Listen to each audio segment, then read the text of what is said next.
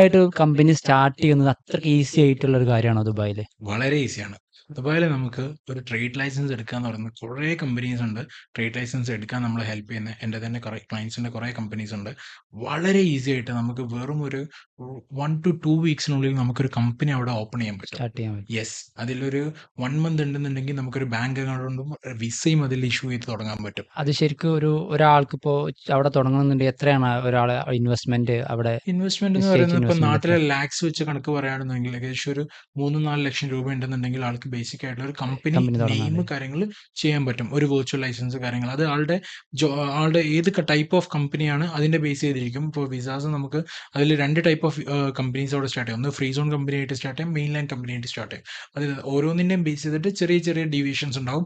But ഒരു 8-10 ലക്ഷം റുപ്യ ഉണ്ടെങ്കിൽ ഈസി ആയിട്ട് നമുക്ക് നമ്മളെ കമ്പനി രജിസ്റ്റർ ചെയ്ത് ഓൺ ആയിട്ടുള്ള ഒരു ഫേം യുഎയിൽ സ്റ്റാർട്ട് ചെയ്യാൻ വളരെ എളുപ്പമാണ്. വേറെ ഫീസസോ കാര്യങ്ങളോ ഒന്നുമില്ല. ഭയങ്കരമായിട്ട് ഫീസിബിൾ ആണ്. അത് മാത്രമല്ല വളരെ ഈസി ആയിട്ട് ഗവൺമെന്റിന്റെ എല്ലാ സപ്പോർട്ടും നമുക്കൊരു കമ്പനി സ്റ്റാർട്ട് ചെയ്യാൻ ദുബായിലുണ്ടാവും.